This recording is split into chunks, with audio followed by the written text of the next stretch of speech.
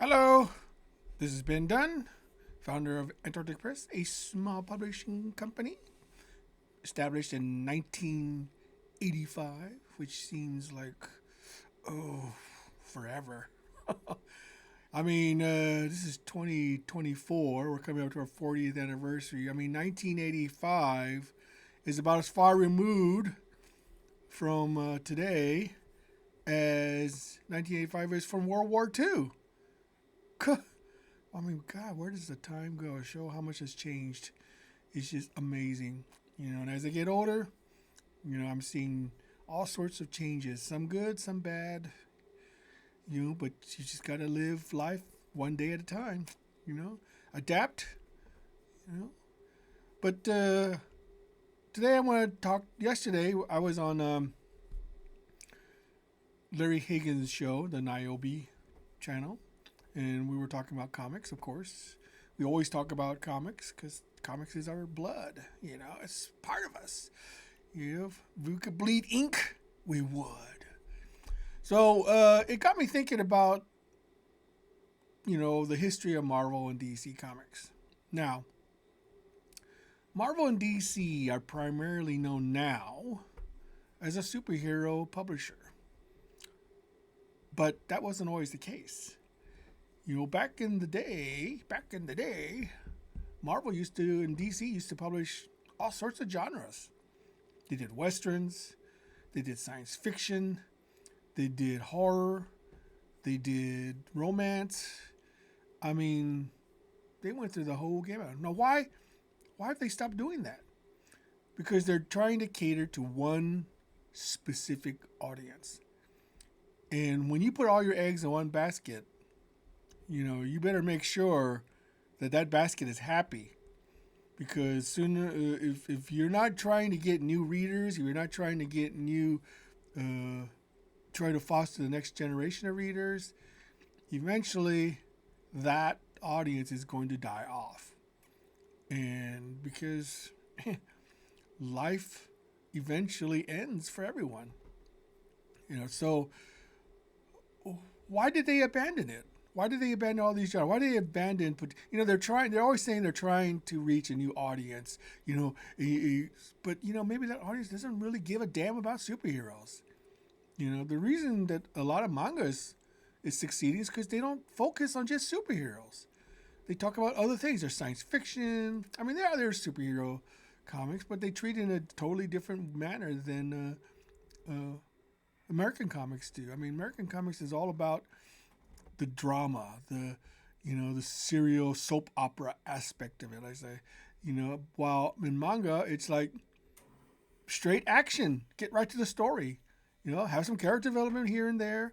It just depends on the audience. I don't know what Marvel and DC Comics audience is, other than just speculators and collectors. I mean, who's really reading, Marvel and DC Comics except for people who are comic book aficionados and speculators and collectors? What are they really trying to do to expand their audience? Now, I've heard, and I haven't read it myself, that Ultimate Spider-Man is really, really good. And I'm happy that that's, hitting a tone with the comic reading audience. But is it drawing people outside of the, comic group? Is it drawing everyday people in? I mean, why doesn't Marvel and DC with their vast resources do a publicity campaign? Make people aware that, yeah, there are comics out there. That you should go to your comic shop and support them and buy comics. It would be so easy. I have Max and I have Disney Plus. Nowhere do I see anything about the comics. It'd be so easy just to put a little, one little thing on there saying, support your local comic book store. But they don't care. These big, huge, I mean, as far as I know, they don't care. I really should put a caveat on that, because maybe they do care and they don't want to do anything with it. They don't want to spend the money. Who knows? Who knows? So I think this is where independent comics can shine. because they can provide an alternative. They can provide people who want to read comics but haven't found anything that suits them. And I honestly believe that there's going to be a major change in the comic book landscape. I no longer think it'll be an industry in it so much. It'll be a large community. You know, and I think that for the most part, that's a really, really good thing. Because we need, fresh blood into our into comics. We need new ideas. We need to expand to get to garner the next generation of readers.